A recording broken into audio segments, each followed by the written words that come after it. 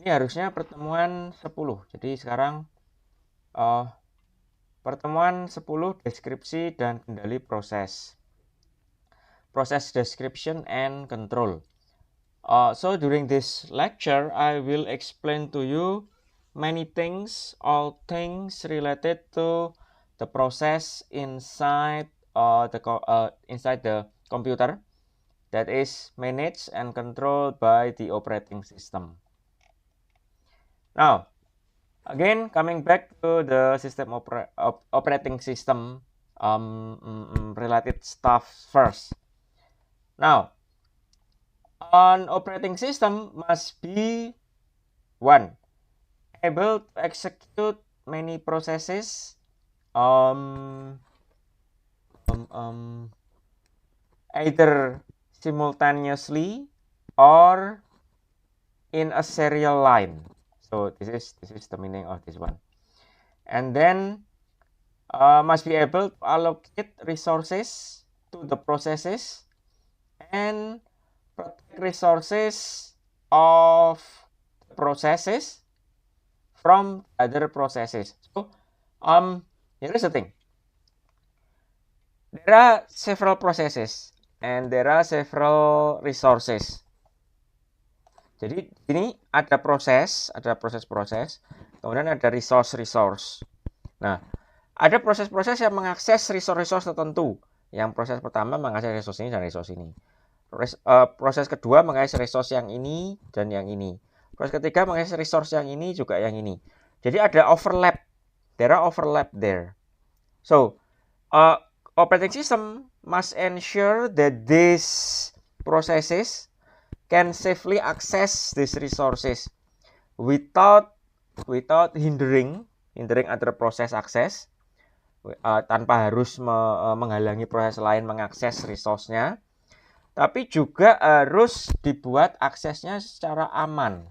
Jadi kalau ini lagi membaca dan menulis ke sini, ke resource yang ini, maka proses yang kedua tidak boleh. So, when this process is accessing and using or writing this resource, then the second process cannot do the same thing. Otherwise, there will be some errors happening. Next, it must allows process to share and communicate, sending information to each other. And then operating system must be able to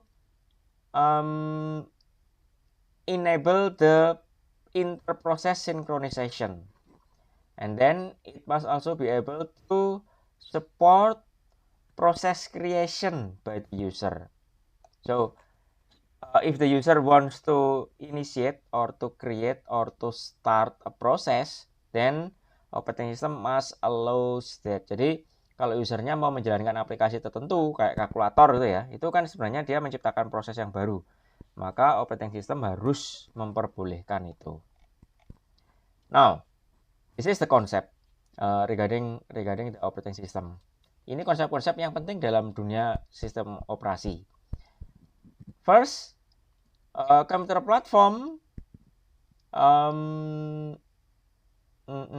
is a set of resources, of hardware resources. This is the first concept. And then computer application is developed, computer applications are developed to work on some task.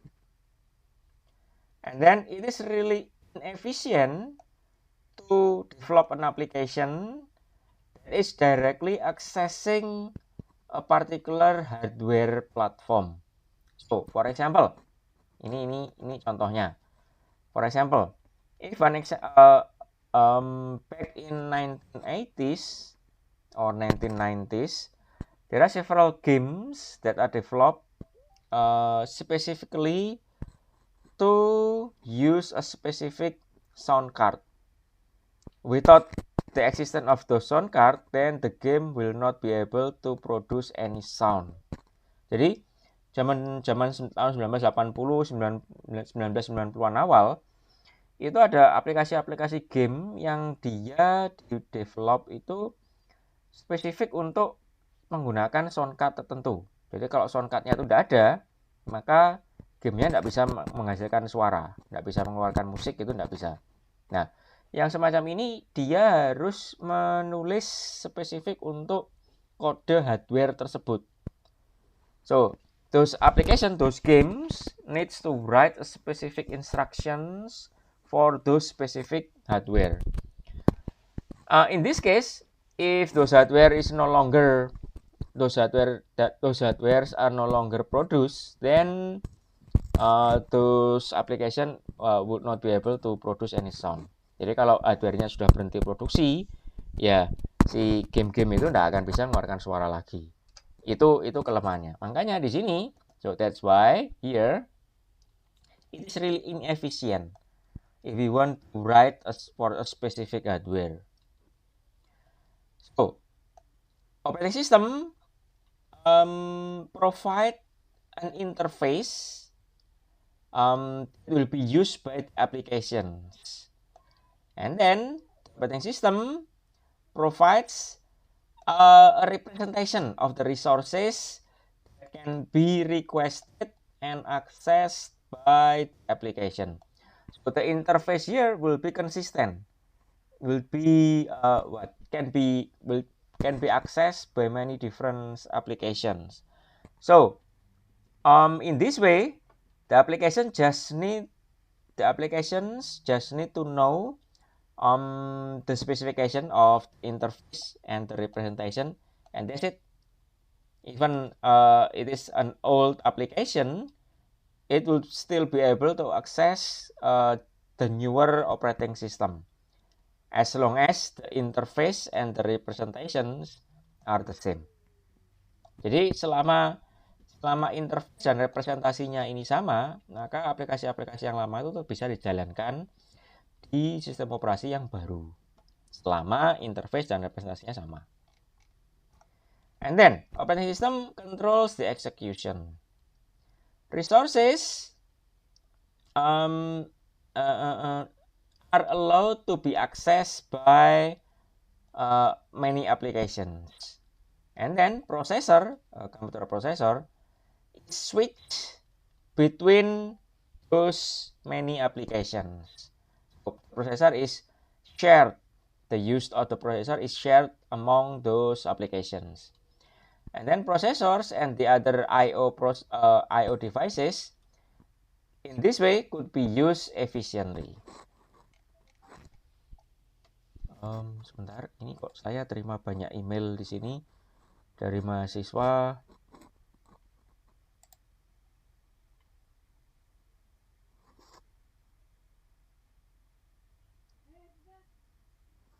Hari Putra Sabani, ini dirimu login dengan menggunakan akun Google, sehingga kalau kamu buka PDF, buka presensi pertemuan itu tidak diperbolehkan. Jadi log off dulu dari Google account-nya, terus balik ke akun Trunojoyo.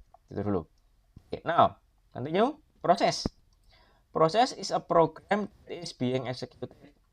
It is an instance from a program that is running on the computer. So process here, as I gave you the example last week. So process is something like this, calculator. This one is one process.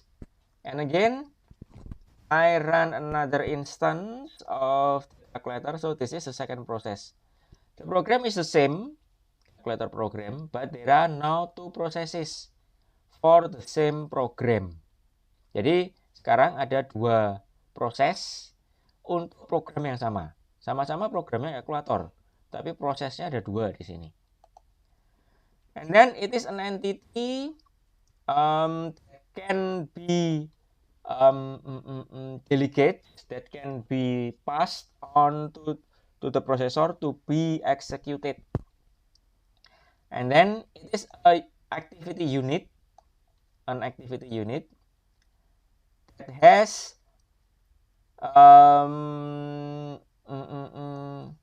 execution of a set of instructions and then it also has the current state, and then a set of instruction of associated system. Ini saya akan jelaskan lebih lanjut nanti. I will explain this later, a bit later. Now, the process elements. A process is consist of a program code. It could be shared.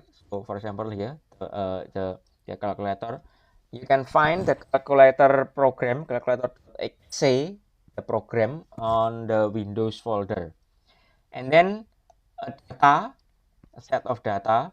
So, for example, if I type in some numbers here, this is the data. And then especially so if I have saved something and then I need to load it in the application, that is a data. And then a set of attributes that describes the status of the process. And then during the running, a process has a set of elements including identifier, and then state, and then the priority, and then program counter, memory pointers, context data, IO status information, and then accounting information. Some of this in the Windows, in Windows operating system can be accessed using this task manager. Some of this here. Where is it, my calculator here? There are two calculators processes plus runtime broker. We can check here some of the information there inside this. So for example, CPU utilization, memory utilization, and then disk utilization, and then the network.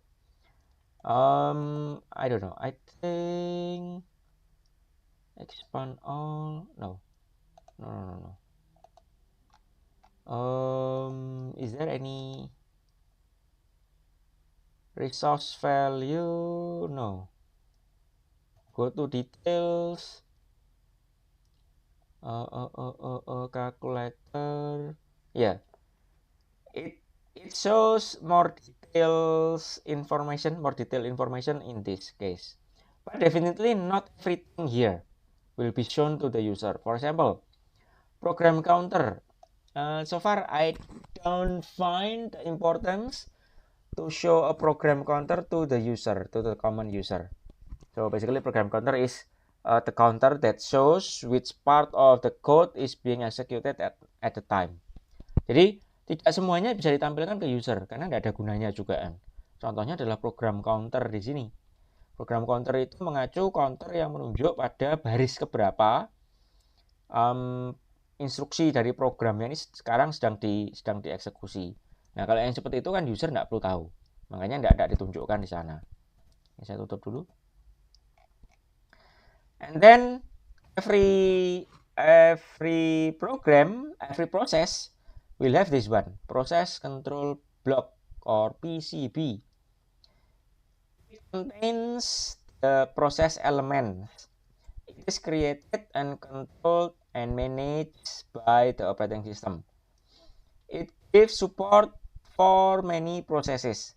So it has identifier, state, priority, program counter, memory pointers, context data, information, basically everything in here. And then now the trace of the processes. Instruction path from a process is being executed. That is a definition. And then another definition, in another word, it is a set of program code is being executed. And then this path list is called trace. A dispatcher is a small program that can switch, that is responsible to switch the processor from one process to other processes. So it is something like this. Let me make it a little bit bigger. So in the main memory, there is a dispatcher. It's always there. It is part of the operating system. And then there are several processes inside the main memory, process A, process B, and process C. And then there is program counter. Now it is pointing to 8000, which is pointing to process B. So now in this picture, it is showing that now the processor is executing process B.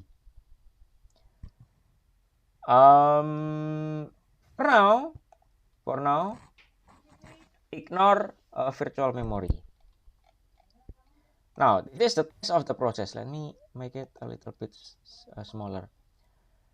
Test of the process. Every process has this path. So, for example, process A starting from 5000, 5001 until 5011. Process B starting from 8000 until 8003.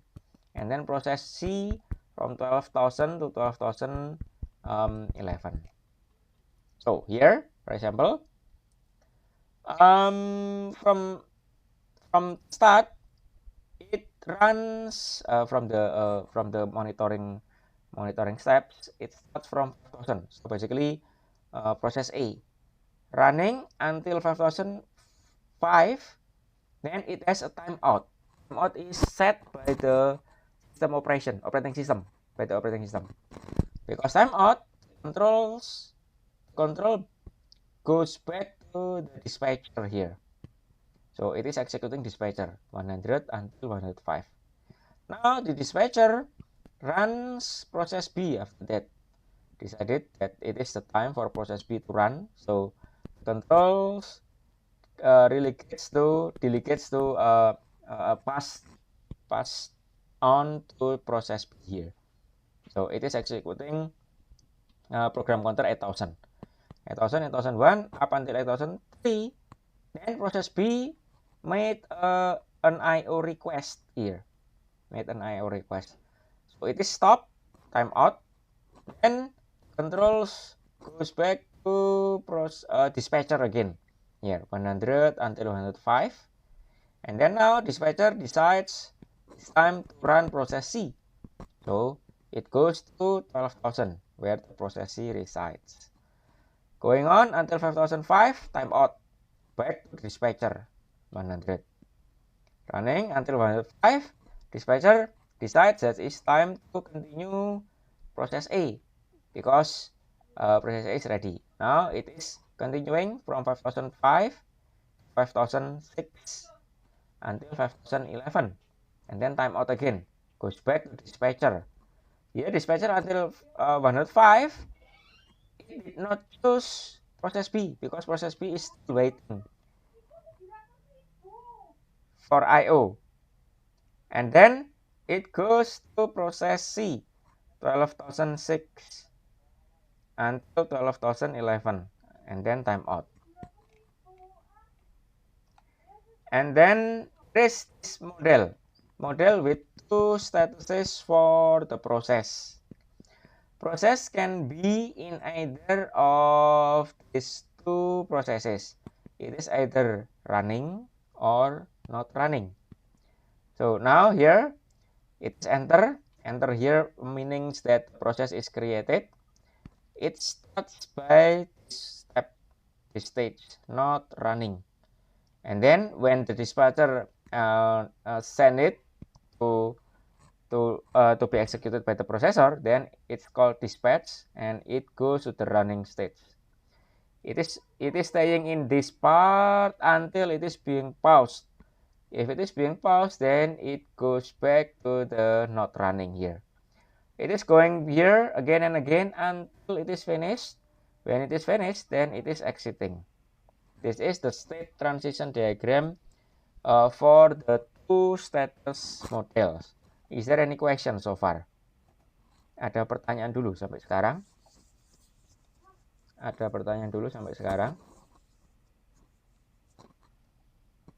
Tidak ada, Kak.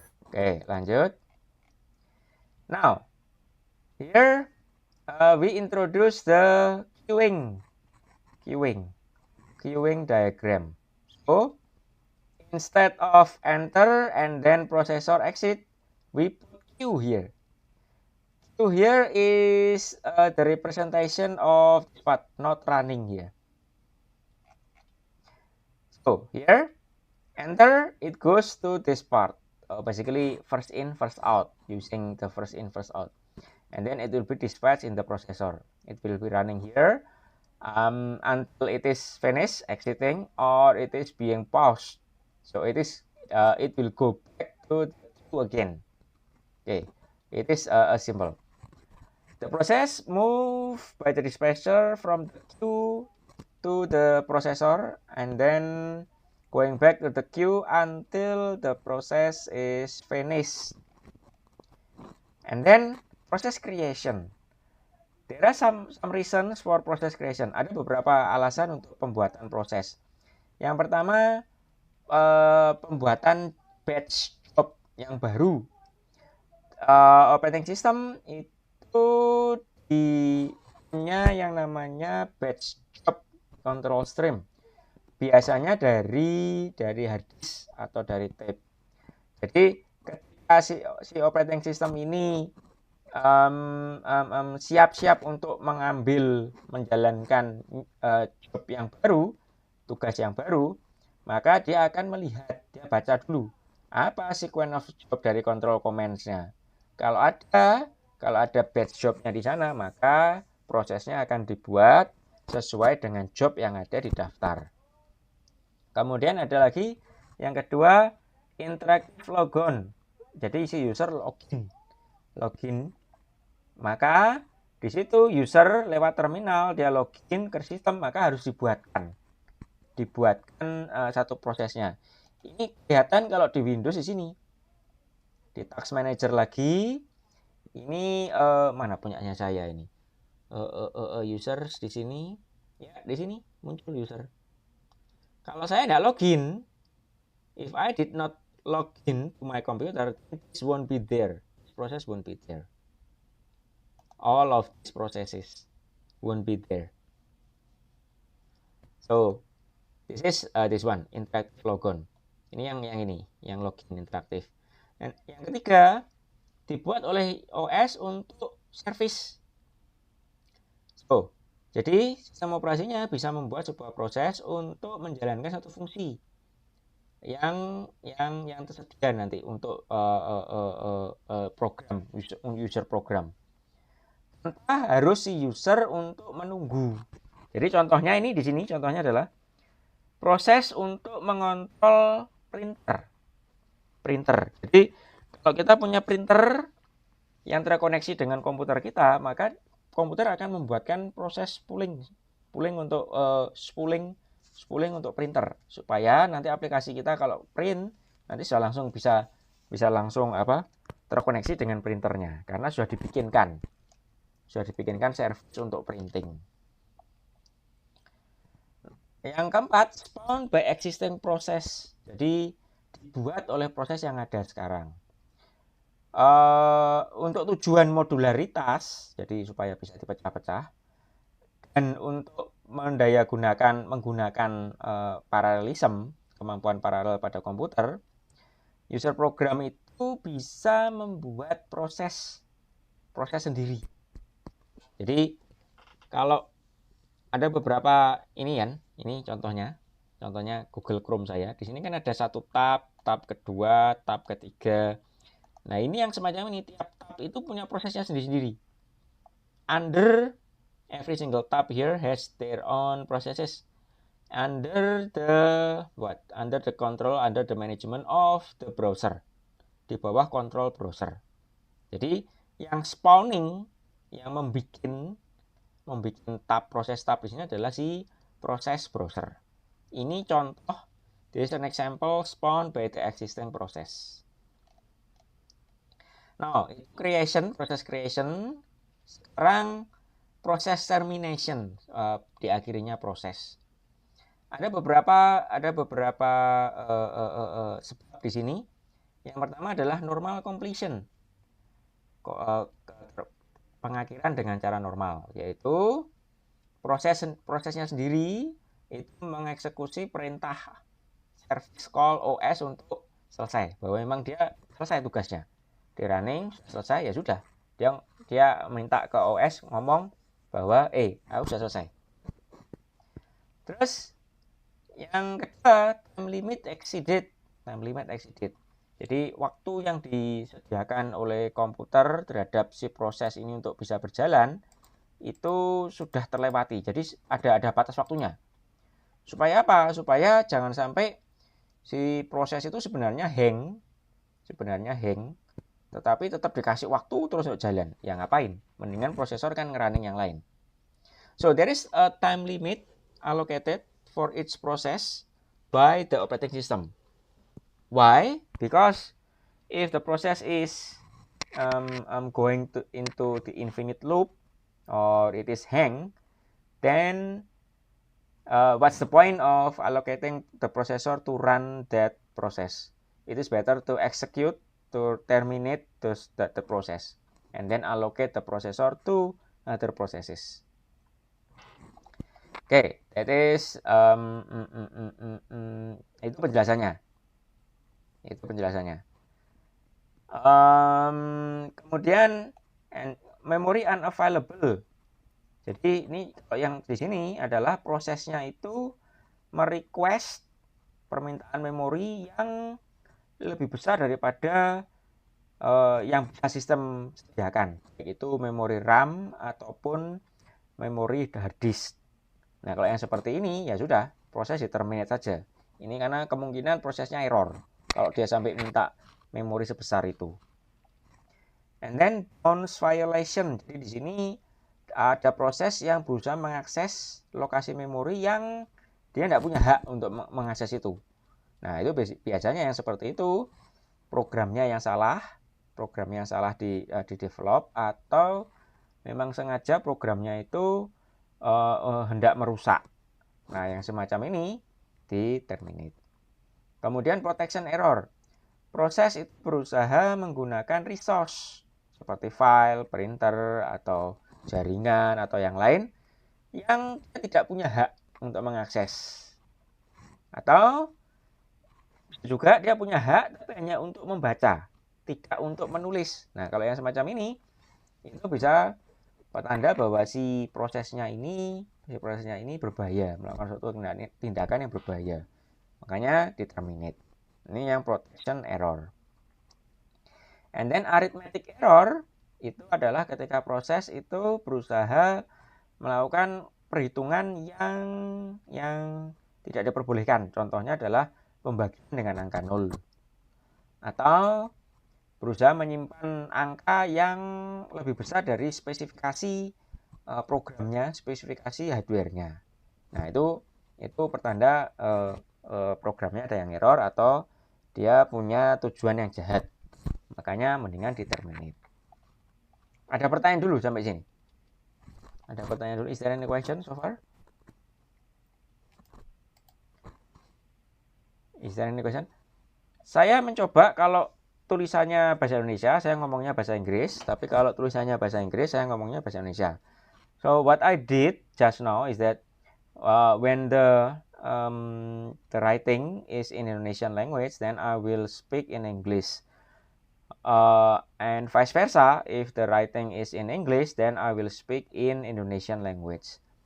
So, but then if you are not clear, please ask me questions.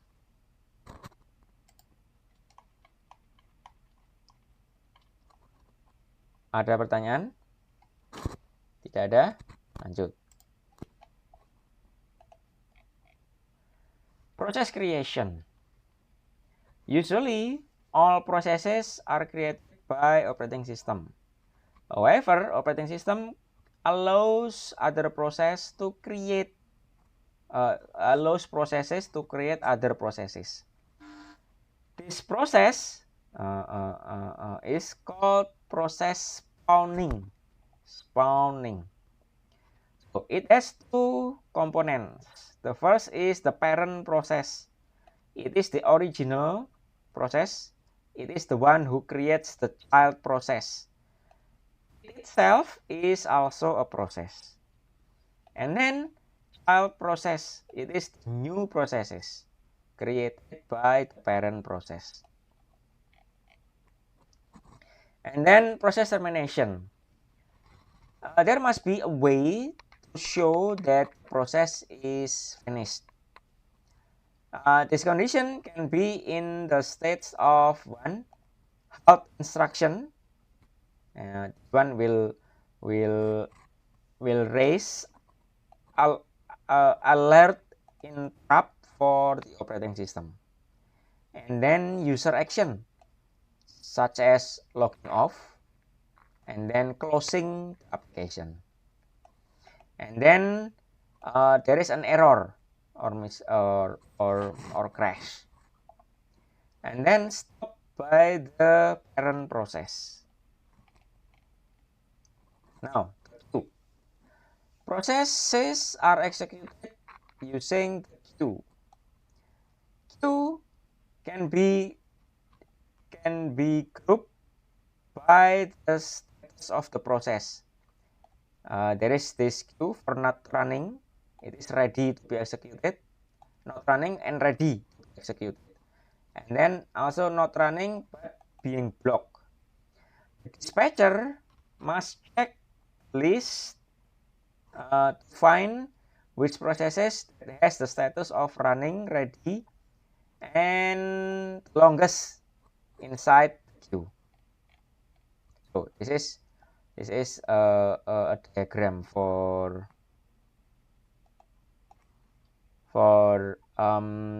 execution path. Now this one running process A, stop here, it goes to the dispatcher here, stop, it goes to process B here, stop, and then going back to dispatcher, stop, running to running process C, stop, going back to dispatcher, stop, running back to process A. Because this one is blocked, process B is blocked, then going back to process to dispatcher and to process C. So this is the process model with 5 statuses. So instead of just ready and not ready, so it has 5 stages now: new, ready, running, exit, and block. From new to ready, it needs to be admitted, and then from ready to running, it is to be dispatched, and from running, if it is finished, it is released to exit, or if there is timeout, going back to ready. If there is event wait or IO wait, then it will go to block. If the IO is there, then the IO request is there, then it goes here, go back to the ready with the one event occurs. So here ready here can use 2 queues. So from admit, this one ready queues, dispatch to the processor. It can go to either release or timeout, going back to the ready queue, or when there is an event wait, then it will go to block queue. Whenever event occurs, it will be popped and sent to the ready queue. So there are 2 queues, ready queue and block queue. And then it can use many queues. For every single event type, there will be associated queue. Jadi untuk tiap jenis event ada queue yang berasosiasi dengan itu. Jadi kalau ada event apa misalkan, event nunggu pengetikan keyboard, maka ada queue-nya sendiri. Event menunggu pengklikan mouse, ada queue-nya sendiri. Event menunggu jawaban dari internet, nah itu nanti ada jawaban, ada queue-nya sendiri. So for example, here for event 1, it is waiting for keyboard typing, so there will be a queue. And then for event 2, one is waiting for click of the mouse, so it has its own queue here.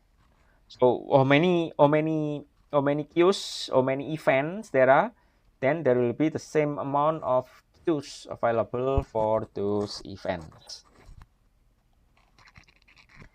And then suspended processes.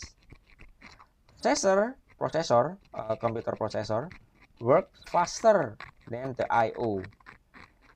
This might because all processes wait for the I/O. Because there is nothing to be done, nothing to work on by the processor. Everything is waiting for the I/O input or output. So the processor is idle basically.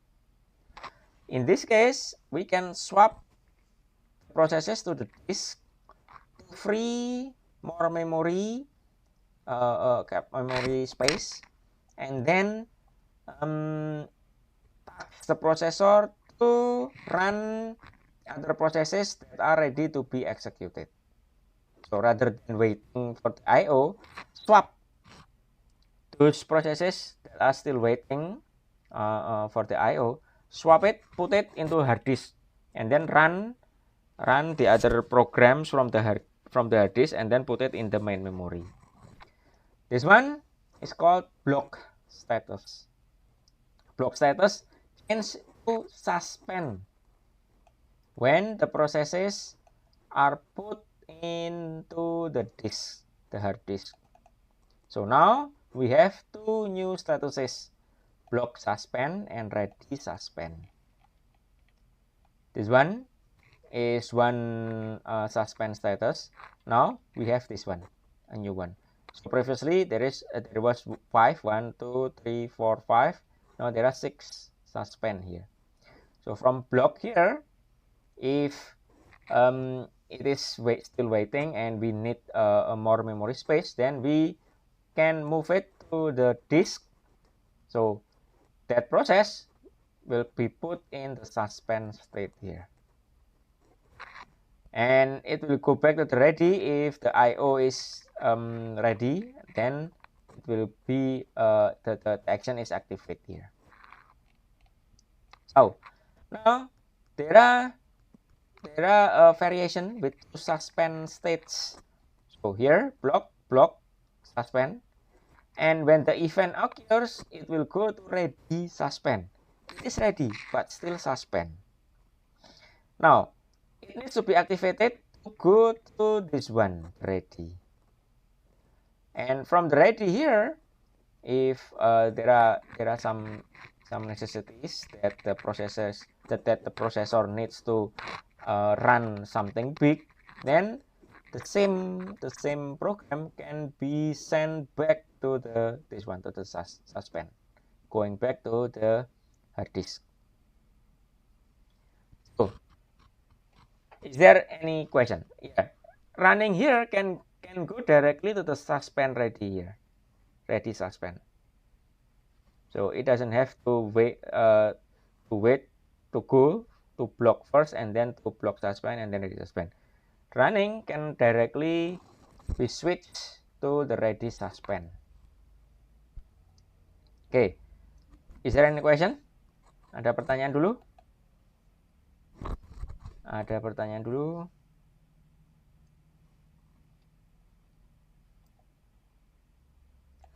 Ada pertanyaan dulu? Oke, lanjut. And then reasons for process suspension. Jadi alasan-alasan kenapa sih proses itu harus disuspensi? Yang pertama swapping. Sistem operasi butuh merilis main memory karena dia butuh space. Untuk supaya dia bisa menyiapkan satu proses yang siap untuk dijalankan.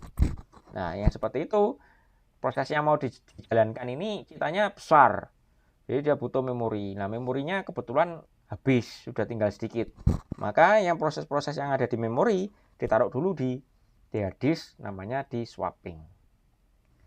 Other OS reason, alasan-alasan OS yang lain. Misalkan, OS ini bisa jadi mensuspend background atau utility process, atau sebuah proses yang dicurigai menyebabkan problem. Itu bisa. Kemudian interactive user request. Seorang user itu bisa meminta sebuah eksekusi suspend. Untuk tujuan apa? Untuk tujuan debugging. atau untuk tujuan dia lagi menggunakan resource program yang lain, lagi menggunakan resource sehingga program yang ini sementara suspend dulu aja lah karena si usernya memang lagi fokus ke program yang lain. Itu bisa. And then timing. Sebuah proses itu bisa jadi dieksekusi secara periodik. Jadi misalkan accounting atau sistem monitoring processes. Dan bisa jadi suspend. Karena nggak ada gunanya di running sekarang kan. Dia nunggu ada waktu intervalnya, nunggu dulu. Makanya nggak ada gunanya kalau ada di memori, ya mendingan disuspend. And then permintaan dari parent process. Jadi parent process ini bisa jadi meminta eksekusi dari si child process tertentu itu untuk disuspend.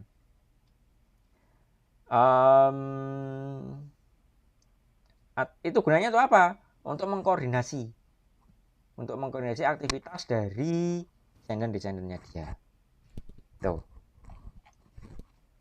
And then this one is the diagram menunjukkan P1 is process 1, P2 is process 2, Pn process n. And then there is resources, computer resources here below the line.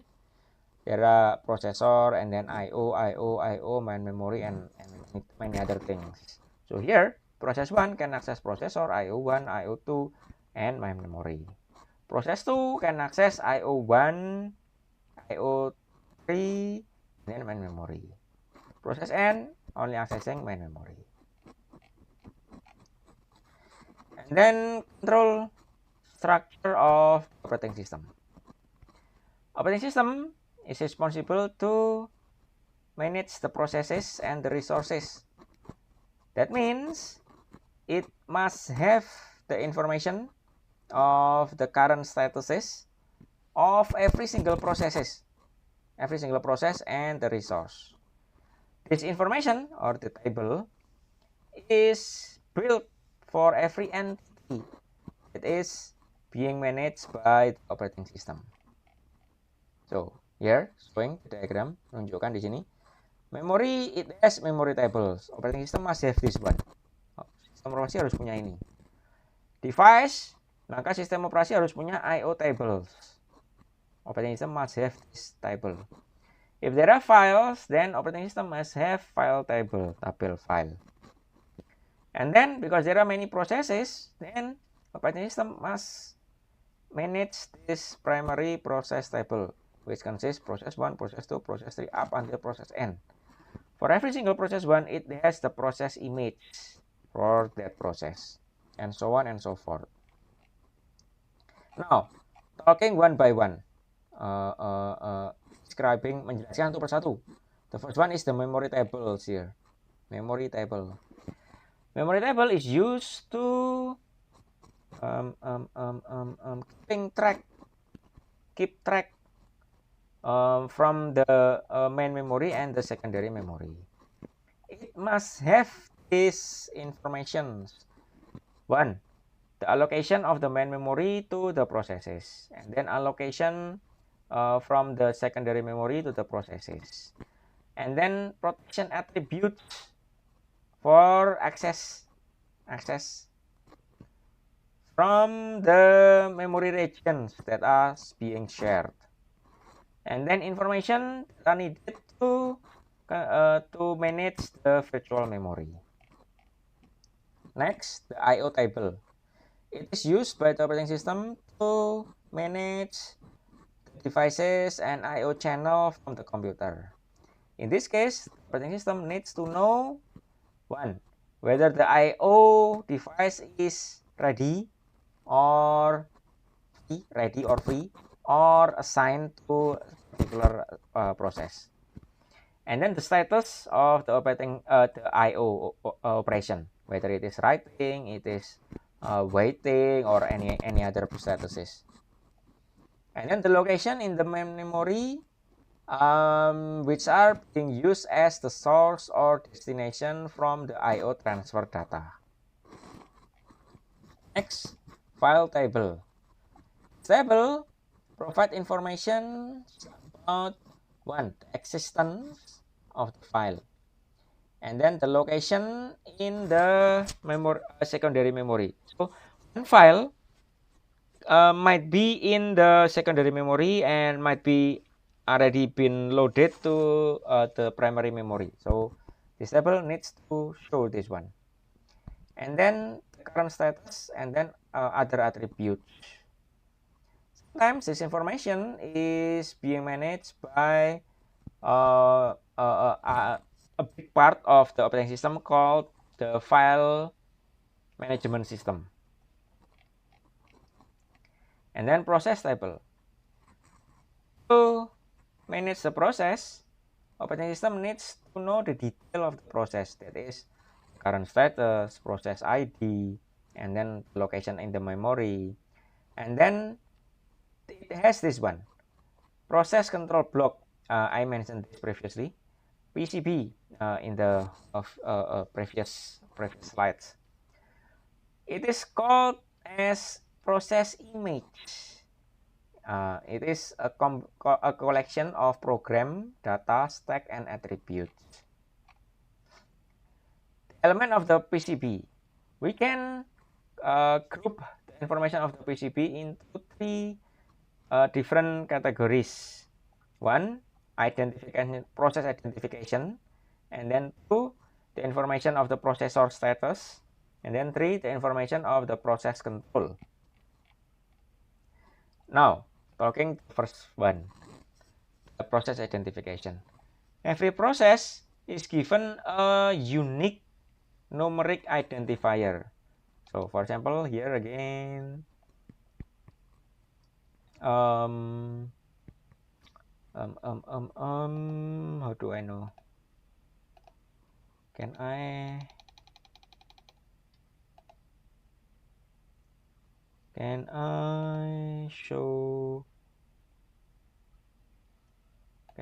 show the details here?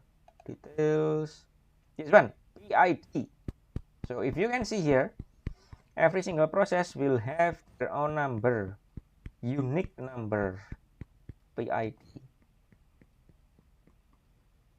There is no way two processes having the same number. No way, because this is the identification. This kind of things you can check this kind of things easily on the Linux operating system too. There you can type in PS process or something like, and then it will show you the process being run by the operating system at that point of time. And every single process will have their own unique number. Jadi di sini yang di tempat Windows saya di sini, ini semuanya punya PID, process identification. Nomornya pasti unik, pasti beda. Tidak ada dua proses itu yang punya nomor yang sama. Demikian juga di Linux, sistem operasi Linux itu kalau kita ketik perintah PS AX atau PS yang lain, itu nanti akan menampilkan daftar proses yang sedang running sekarang, dan tiap proses akan punya nomornya sendiri-sendiri.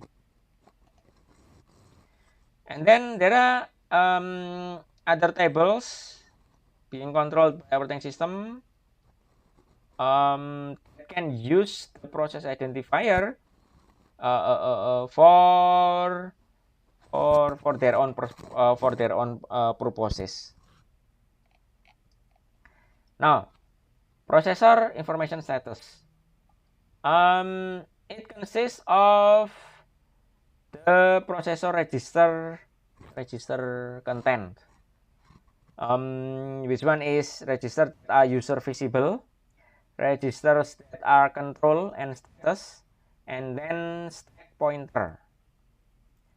Jadi di sini ini ada proses dalam prosesor itu, prosesor punya register. Nah, register itu dia punya dibagi, ada yang bisa dilihat oleh si user, ada yang berurusan dengan kontrol dan status, ada juga untuk stack pointer. And then ada juga yang namanya program status word. Is this one, program status word, PSW. It contains the status information. For example, register eFlex for Pentium processor. So it is something like this. In Pentium 2, there is this eFlex register. It has 32 bits, bit 0 until bit 31.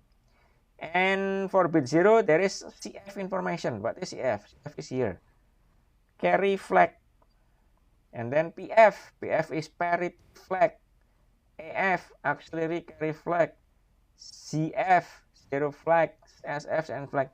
These are being used to manage the process. So this kind of flag, this kind of information will be associated with a certain process. But this support is on the hardware level, which is in the Pentium 2 processor. In the newer processor, they might have similar registers. And then process control information. This is additional information needed by the operating system to control and coordinate active processes. It contains the process status and then the priority, and then information regarding the scheduling, and then the event. So this is the structure of process image in the virtual memory. This one, there is a process identification, process state information, process control information. This one is process control block. And then there is user stack, user data, user variables, it is here. And then private user address space, space that can only be used by the user to store the programs or the data. And then there is also shared address space. This one is process 1, process 0, process 1, this one, process 2, and process N.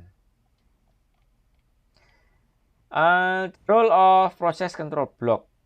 This one, process control block is a very important data structure in the operating system. It defines the status of the operating system. Process control block requires a protection. Why?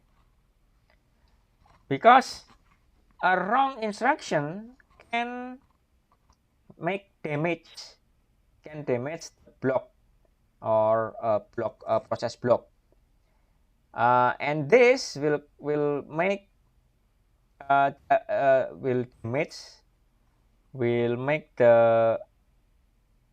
damage the ability of the OS to manage the processes. And then the process control block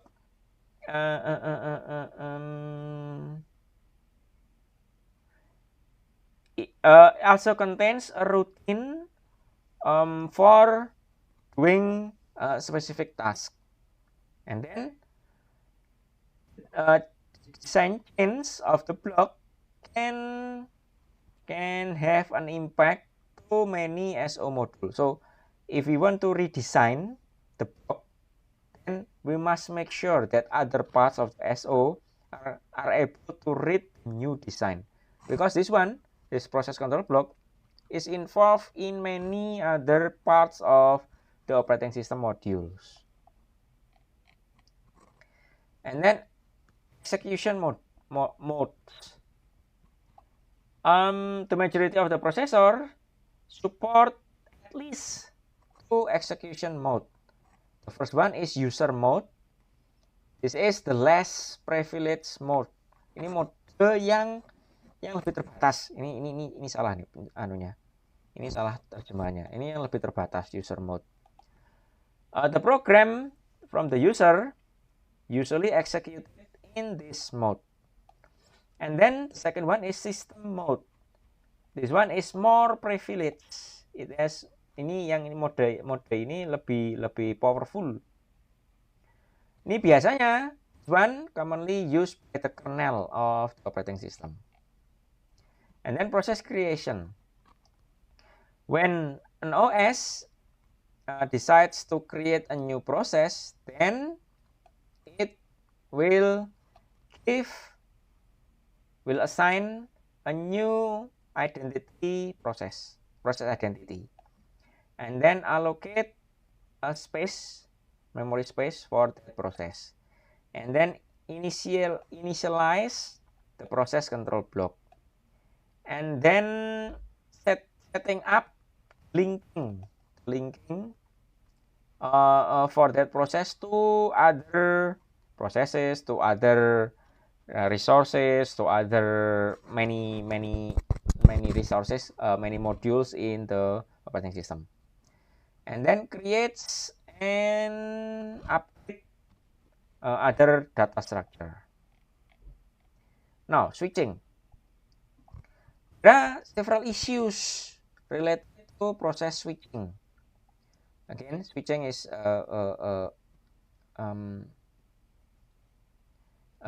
here it is divided into mode switching or process switching. So, before that, we need to know what kind of event triggers the process switch. That is the first issue. And then, one, it must be differentiated between mode switching, pergantian mode, between the user mode or the kernel mode. One process can run sometimes in kernel mode, sometimes in user mode. So there is a mode switching definitely happening here. Or the switching is between the process, switching process. And then what must be done by the operating system regarding various data structure under its control to successfully do the process switch, because there are many data structure here. Yang sebelumnya itu kan banyak tabelnya kan harus diupdate itu, yang sekarang lagi running mana, yang program counternya di mana. Nah, itu harus diupdate semua. Nah, kalau ada proses switch itu harus disesuaikan semua. So as I previously mentioned, there are many tables there, file tables and then process table, IO tables. If there is some kind of process switch, then those tables need to be updated. When do we switch the process? One process switch can happen anytime when the operating system got control from the process currently running. Event can give the operating system control are this one, interrupt. The cause is external terhadap external. Wait, this one is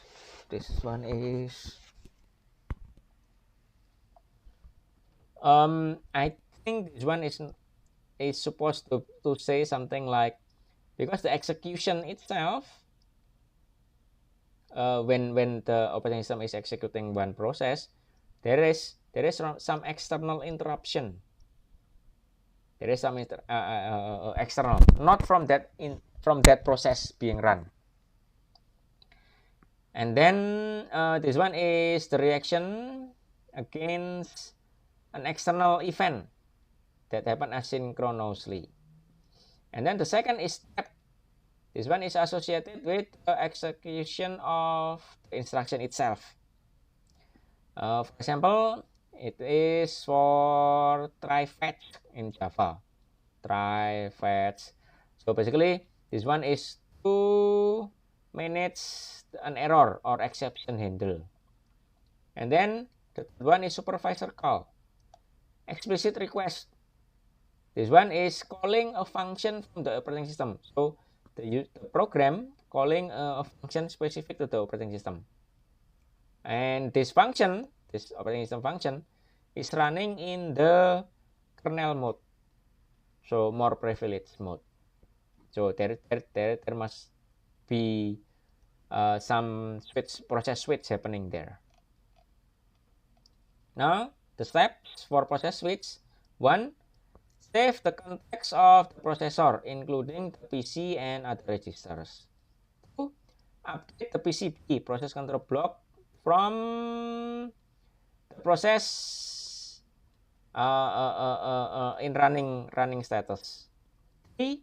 Move the PCB to the correct queue, whether it is ready, block, or ready suspend. 4. Pick other process to be executed. 5. Update the PCB from the chosen process. 6. Update the data structure of the memory management. 7. Restore the context from the selected process. So this is the process switch. Now, for Unix-based operating system, this is the unique process state diagram. So there are this one entering by using fork function. It will go to create. It might go, if there is enough memory, it will be put in the ready to run in memory. If there is not enough memory, it will be put here, ready to run and swap. This one going here, swap in, going there, swap out.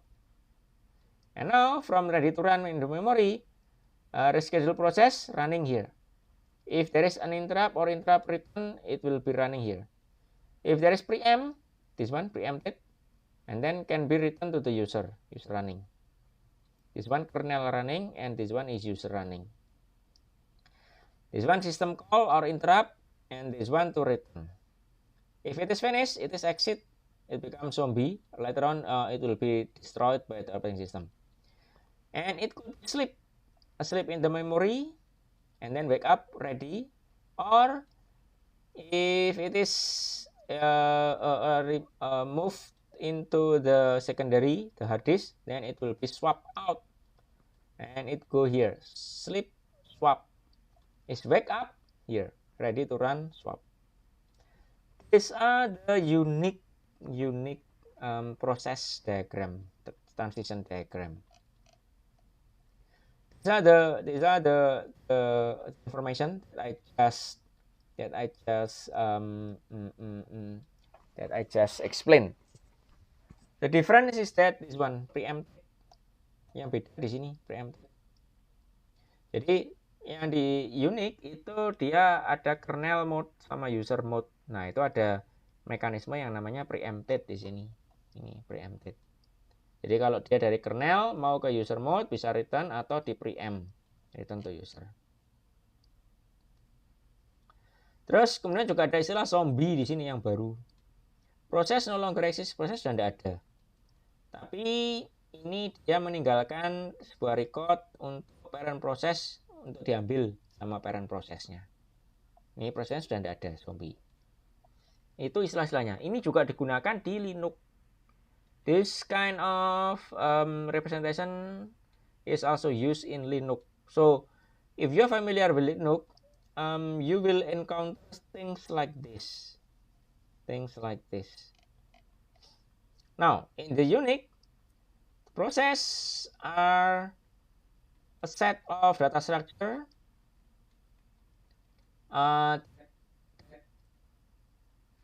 that provide the operating system with all information required to manage and dispatch the process. We can check on table 310 divides the element into 3 parts: user level context, register context, and system level context in the textbook. And then in the Unix, the process creation is made by the system called kernel name fork function. This calls as operating system in kernel modes for 1. Allocate a slot in the table process table for the new process, and then give a new process ID, unique process ID for the child process, and then copy the process image from the parent process with exception for the shared memory, and then increase the counter towards the file that are possessed by the parent to reflect that the process, new process, is also now on those files. And then pass the child process from ready status to running status. And then return the ID of the child process to parent process. And set this one not 0. Set ID to the child process. After the creation, the kernel can do one of these three. One, process will kernel will stay executing the parent process, or the kernel can transfer the control to the child process, or the kernel can transfer the control to other processes. Okay, that's it. Is there any question? Ada pertanyaan? Ada pertanyaan kah sampai sini? Jadi ya ini sepanjang perkuliahan kita yang setengah semester kedua ini akan seperti ini. Jadi yang pertemuan kemarin itu introduction. Terus nanti bagian-bagiannya akan dibahas lebih detail di minggu-minggu berikutnya. Yang hari ini proses, minggu depan nanti macam-macam nanti. Bagian-bagian dari sistem operasi nanti akan dibahas di sana. Ya yang sekarang proses Mas ya. Mungkin minggu depan seingat saya masalah proses jugaan Mas ya. Oke, ada pertanyaan kah? Terus siap-siap 2 minggu lagi quiz 2 minggu lagi. So ya, saya terjemahkan dulu bahasa Inggris. So this is how the second half of the semester will go. Last week I explained about the general layout of the operating system, the introductory lessons about the operating system, and then starting from this week and upcoming weeks, I will explain in details every single part of what I covered in the last week lesson.